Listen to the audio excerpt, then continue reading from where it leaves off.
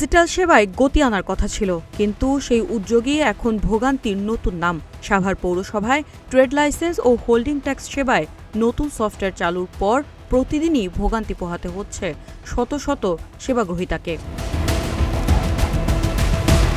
নতুন সফটওয়্যার চালুর পর বছরের পর বছর ধরে নিয়মিত লাইসেন্স নবায়ন করা অনেক ব্যবসায়ীর আগের তথ্যই খুঁজে পাওয়া যাচ্ছে না। ফলে আবার নতুন করে তথ্য এন্ট্রি, পরিবর্তন হচ্ছে লাইসেন্স নাম্বার, এমনকি বাংলা ইংরেজি ভাষাগত জটিলতায় আটকে যাচ্ছে গুরুত্বপূর্ণ সেবা।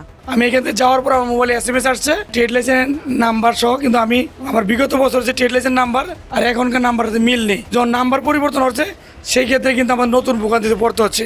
আমরা চাই গ্রাহক আসবে একদিনে ট্রেড লাইসেন্স করে নিয়ে যাবে। ট্রেড লাইসেন্স রেনু করতে আসছে, এখন এখান থেকে বলতেছে যে বিল্ডিং এর ট্যাক্স ক্লিয়ার থাকতে হবে। এখন আমরা তো মাত্র একটা অংশ ভাড়া নিছি, কেন ট্যাক্স এটা কেরা দিবে কি সমস্যা সেটা আমরা জানি না। বিল্ডিং মালিক যদি না দেয় কিংবা সময় মতো না দেয়, পরে দেয়, আমাদের এটা তো ট্রেড লাইসেন্স বাকি পড়ে যাচ্ছে। 10 তলা বিল্ডিং আমি একজনের তা ভাড়া নিছি, সবটিরটা তো আমি দিতে পারবো না। বিল্ডিং আলার ফল থাকতে পারে। আমরা প্রতি বছরই রিনিউ করি যেভাবে, আমরা চাচ্ছি যে ওইভাবেই আমাদের এটা রিনিউ হোক। এখন হোল্ডিং ট্যাক্সের ব্যাপার চাচ্ছি। অ্যাকচুয়ালি এটা তো আমাদের হাতে না, আমাদের যে কাগজগুলো আমরা প্রতিনিয়ত যেভাবে রিনিউ করি সেই কাগজগুলোই নিয়ে আসছি। এদিকে অভিযোগ উঠেছে পর্যাপ্ত যাচাই বাছাই ছাড়াই নিমেক্স সফটওয়্যার নামে একটি প্রতিষ্ঠানকে এই কাজের দায়িত্ব দেওয়া হয়েছিল। পৌরসভার কয়েকজন কর্মকর্তার দাবি, প্রতিষ্ঠানটির সঙ্গে সাবেক এক কর নির্ধারকের পরিবারের সম্পৃক্ততা রয়েছে। একই সঙ্গে নাগরিকদের ব্যক্তিগত তথ্যের নিরাপত্তা নিয়েও দেখা দিয়েছে উদ্বেগ।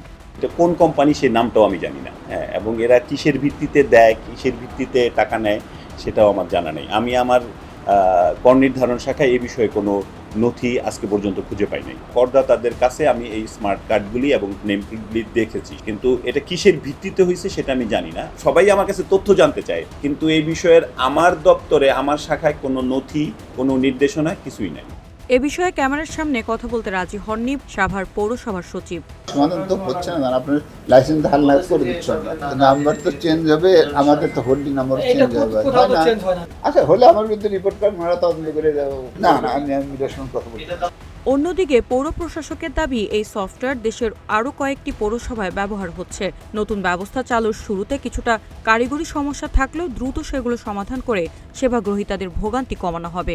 এরকম কার্যক্রম চালাতে গেলে পৌরসভা যে কোনো কোম্পানির সাথে চুক্তি করতে পারে, পৌরসভা বা ইউনিয়ন পরিষদ সবাই আসলে পারে। তো সেই চুক্তি করতে গেলে আসলে কয়েকটা বিষয় মেনটেন করতে হয়। প্রথমত মিটিংয়ে সিদ্ধান্ত নিতে হয়, রেজলিউশন করতে হয়। তো এই বিষয়গুলো পৌরসভায় আসলে ওই সময়ে হয়েছিল কিনা আমার জানা নেই, আমি এটা আসলে খোঁজখবর নিয়ে জানাতে পারি। ডিজিটাল সেবার লক্ষ্য ছিল মানুষের সময় ও হয়রানি কমানো, কিন্তু সফটওয়্যার ত্রুটি, তথ্য হারিয়ে যাওয়া এবং অনিয়মের অভিযোগে সেই উদ্যোগই এখন প্রশ্নবিদ্ধ। দ্রুত সমস্যার সমাধান না হলে জনভোগান্তি আরও বাড়বে বলেই আশঙ্কা সংশ্লিষ্টদের। News desk, green TV digital.